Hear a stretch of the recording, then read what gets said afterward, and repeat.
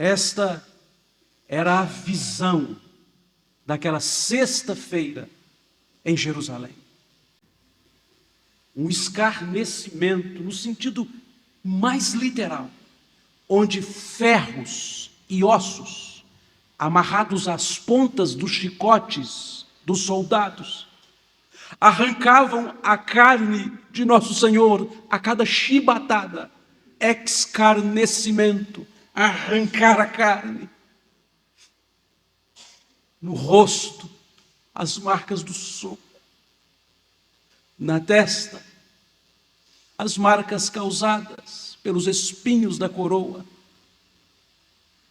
Seus passos trôpegos, pés cansados, voluntariamente conduziram o Senhor ao madeiro, ao Calvário.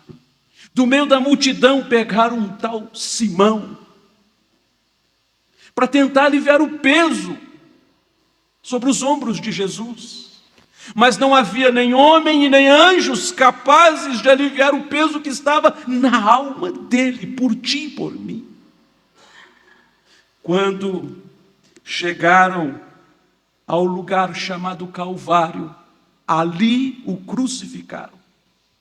Deitaram o Rei da glória em cima do madeiro. Podemos ouvir as batidas do martelo.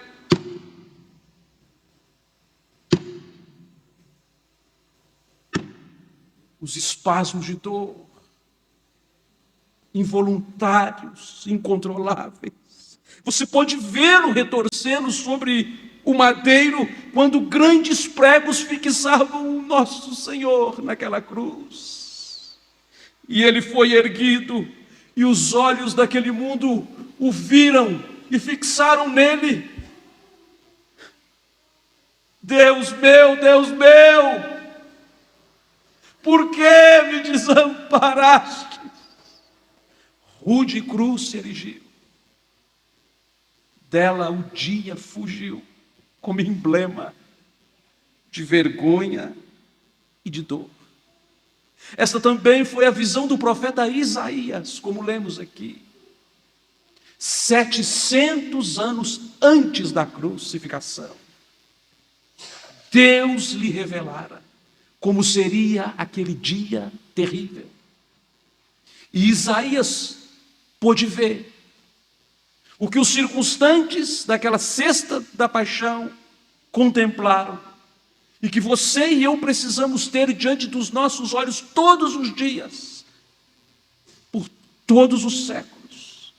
Porque a cruz pode revelar 3 importantes verdades entre tantas outras, mas estas cruciais.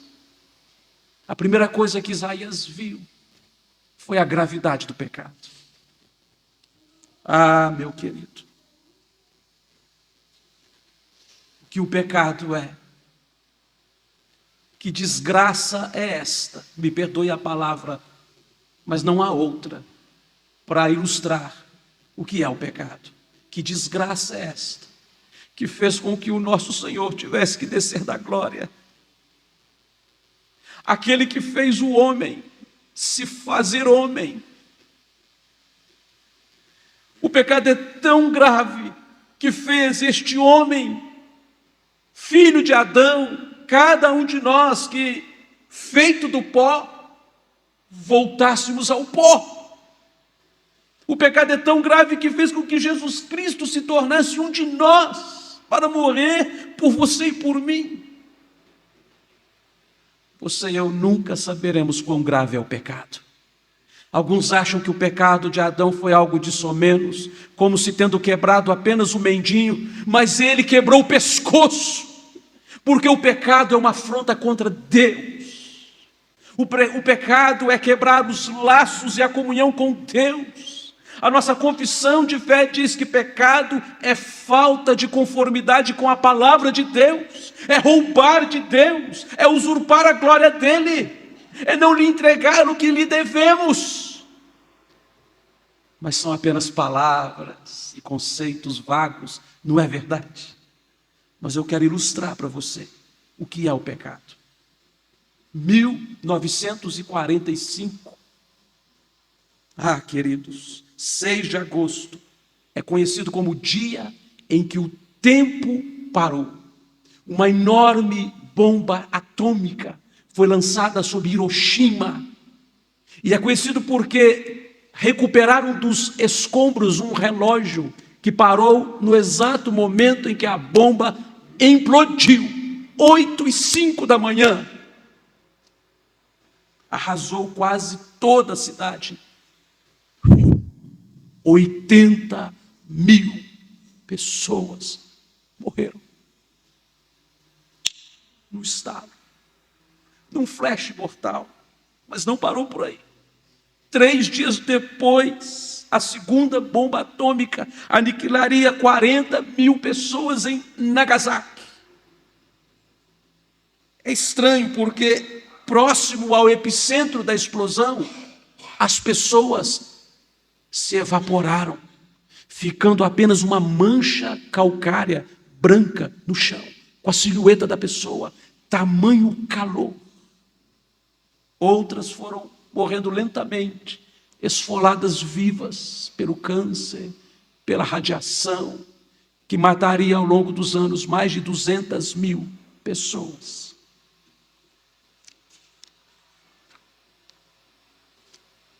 Dez mil anos antes disto, é conhecido como o dia em que a vida parou. Uma bomba de categoria incontrolável. Não era mais a bomba atômica, mas a bomba adâmica. Uma escolha desenfreada arrasou todo o planeta Terra, toda a humanidade morre a partir dali. Todos nós somos esfolados vivos por causa da radiação de nossos pecados. Quando Robert Lewis, o copiloto do avião que lançou a primeira bomba, viu o que aconteceu lá embaixo, ele disse: meu Deus, o que fizemos? Quando Adão e Eva comeram do fruto proibido, eles abriram os olhos e viram em que enrascada colocaram nós. Porque se em Hiroshima e Nagasaki morreram tantos, no Éden morremos todos nós. Se lá no Japão a radiação continuou devorando alguns anos depois, agora a radiação continua devorando a todos nós. O pecado que passa de mãe para pai, para filho, para netos, o pecado que ceifou milhares de vidas e continuará ceifando outras bilhares de vidas. Irmãos, se lá em Nagasaki e Hiroshima a morte separou a muitos, no Éden a morte separou a todos nós, nascidos em estado de miséria, nascidos completamente subjugados por este príncipe maligno chamado Satanás, nascido neste mundo em nossos delitos e pecados. Irmãos, o pecado é terrível. Se alguém acha que Deus pode perdoar um pecado igual nós nos perdoamos, não sabe o que é o pecado. O pecado é tão grave que levou aquele que os anjos diziam constantemente dele: santo, santo, santo, a andar entre nós e ouvir os nossos impropérios. Crucifica-o, ele tem que morrer. O pecado é tão grave que levou o nosso Senhor à cruz. A maldição que pertencia a mim e a você, ele tomou sobre si. E quando você vê Davi, 1000 anos antes, dizendo do sofrimento de Cristo no madeiro, você consegue ler no Salmo 22: estou derramando como água, o meu coração está derretendo dentro de mim. Um salmo messiânico contando a dor do Calvário. O meu vigor secou-se como um caco de barro, a minha língua se me apega ao céu da boca, assim deito no pó da morte. Traspassaram-me as mãos e os pés, todos estão me olhando, encarando em mim. Senhor, não te demores, não te afaste de mim, força minha, apressa-te em me socorrer. O pecado, irmãos, é muito grave. É isso que Isaías está nos dizendo. Mas diz mais: qual é o custo do perdão? o que é exigido para que o perdão seja realizado. E você então vê os versículos 4 e 5. Certamente ele tomou sobre si as nossas enfermidades. Nós o reputávamos por aflito e ferido de Deus. Você consegue perceber o que está acontecendo? O povo dizia assim: vai ali um pobrezinho, um coitadinho, um leproso ferido de Deus, um miserável. Isaías enche os pulmões para rebombar em revolta e dizer: foi por nossa causa. Você está com pena dele, mas foi ele que sentiu a nossa pena. Foi somente por mim, somente por vós, que ele sentiu o gosto do sangue na boca e o fel da ira de Deus na alma. Foi por nossa causa. A palavra perdão, irmãos, é magnífica. Perdonare quer dizer abrir mão do direito, doar o direito. Deus tem o direito de mandar a cada um para o inferno, porque os nossos atos merecem. Nós pecamos contra um Deus santo. Não há nada que você possa fazer para mudar isto. Nem eu, não há nada que eu possa acrescentar que vai arredar os meus pés 1 centímetro na direção do céu. A não ser que ele se compadeça, a não ser que alguém pague, a não ser que alguém sofra em meu lugar, a não ser que um inocente entre a ira de Deus e nós estaríamos todos perdidos. Há um grupo cristão que acredita que para ser perdoado, você tem que fazer uma penitência, mas é bem diferente disto. Para perdoar é que é penoso, porque o perdão exige que você abra mão do seu direito, e quando você abre mão do seu direito, você se fere 2 vezes. Você se fere primeiro pelo que te bateu no rosto, e segundo por não revidar. E quando você não revida, você lança a sua ira sobre você mesmo, e foi isso que Cristo fez na cruz. Quando Deus olhou para nós, e a ira dele se acendeu contra nós, e ele ia nos lançar completamente no inferno, então ele falou: meu filho, vá ao inferno por eles. A cruz é o inferno de Cristo. Aquilo que a sua alma padeceria eternamente no inferno, aquilo que a minha alma padeceria por todas as eras, aquilo que a alma de todos os eleitos padeceriam por todos os séculos, em 3 horas foi colocado toda a angústia sobre o coração do Filho de Deus ali no Calvário. Se você acha que a dor de Cristo são os pregos, as chibatadas, a coroa, queridos, você e eu não temos nem noção do que ia de fato na alma dele, a quão o pecado lhe foi odioso. Você sentiu peninha de Jesus?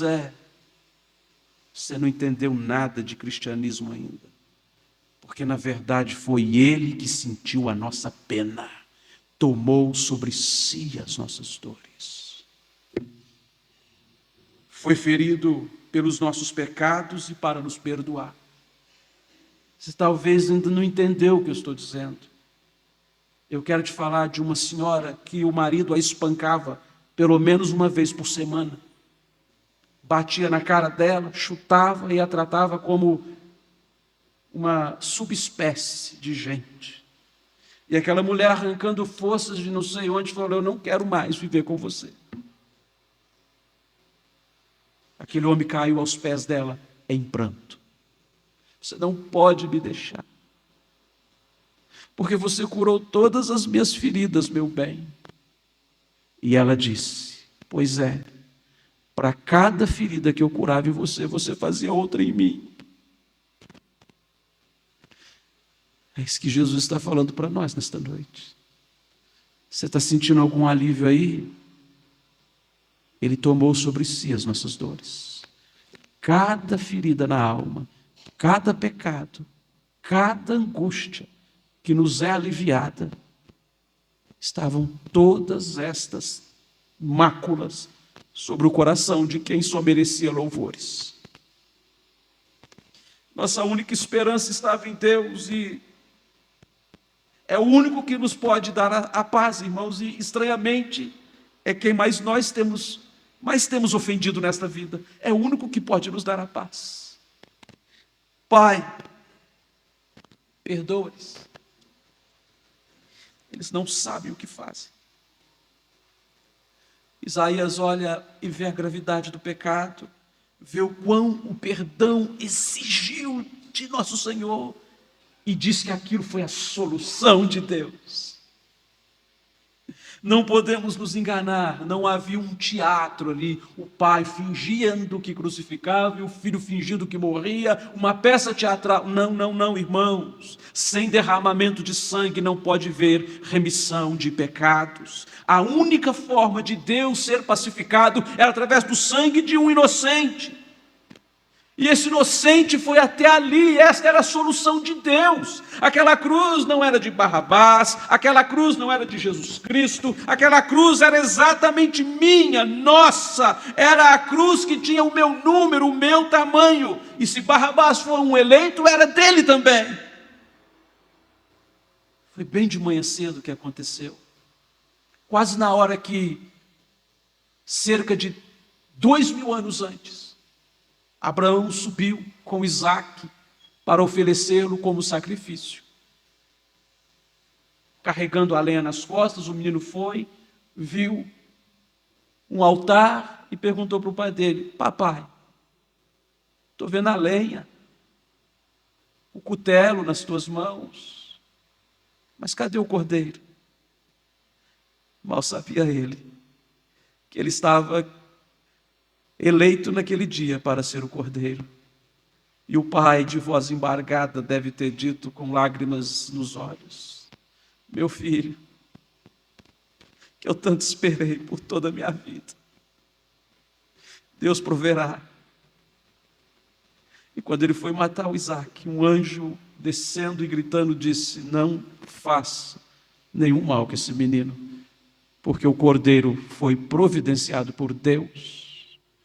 Isaque representa cada um de nós, filhos da promessa, que deveríamos ser mortos ali.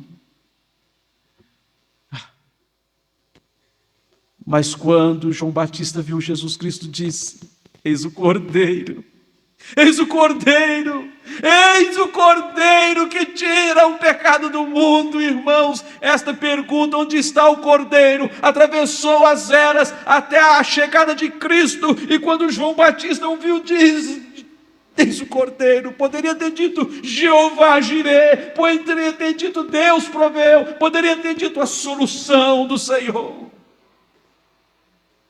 Eis o Cordeiro de Deus, irmãos. A solução de Deus foi enviar o Filho dele para morrer por nós, beber cada gota do cálice de sua ira. Pai, está feito, está realizado, nas tuas mãos eu entrego o meu espírito. Queridos, não há esperança em nenhum outro nome. Não há esperança fora de Cristo. É impossível sem Jesus. Mas o Senhor nos ofertou gratuitamente para que dele comêssemos e bebêssemos, a fim de que tivéssemos vida, e vida em abundância. A cruz de Cristo é a única alquimia que transforma o mal em bem. E eu quero concluir com isto.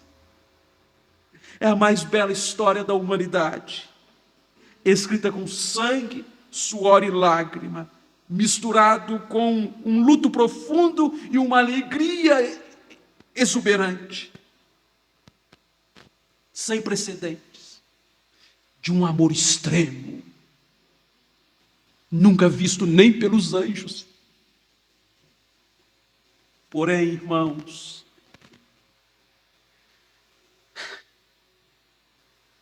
infelizmente, a cada dia que passa, nós temos esvaziado a cruz cada vez mais de seus significados.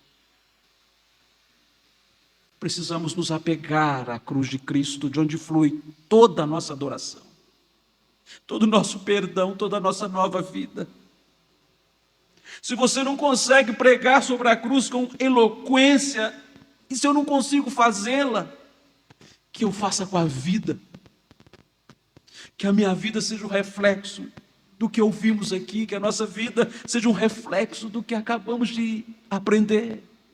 Que mesmo o pecado sendo grave, mesmo tendo exigido de Deus até a última gota de suor, sangue e lágrima, tendo nos amado, nos amou até o fim e não mediu esforços por nós. A igreja existe para reunir os agradecidos, que andam em novidade de vida, buscam a santificação como forma de louvores a Deus, porque nós sabemos quem éramos, para onde estávamos indo, e o que aquela via dolorosa fez por nós. Mudou completamente a nossa vida. Alguém ficou pobre para que você ficasse rico, morreu para que você tivesse vida em abundância. Alguém que te ama muito e que jamais abrirá mão de nós, porque sabe o quanto custamos para Ele. Você já entregou a sua vida a Jesus, meu filho? Estou falando de igreja, não. Nem estou te perguntando quanto tempo você tem de igreja. Eu estou te perguntando se você está buscando a santidade. Se você está mais preocupado com a opinião de Deus do que com a opinião do mundo. Se você é grato a Deus com seus dízimos e ofertas, com lealdade por tudo que Ele fez por nós. Os turistas não entrarão no reino dos céus. Os turistas, amigos do Evangelho, só quem olha para a cruz e tem a sua vida transformada, só quem estremece diante dela. E é para você, porque esse sermão vai se levantar contra nós no juízo final. Mas você que buscou refúgio em Cristo em dia, você que se debruça sobre os pés do Salvador, você que sabe que maior do que os seus pecados são as misericórdias de Deus, você que sabe que há mais amor no coração de Deus do que pecado em nossa história, é para você e é para mim e é agora. Venha até mim e eu vos aliviarei, diz o Senhor Jesus. E Ele não chama você para te fustigar com cobranças, mas te abraçar com perdão, e é agora.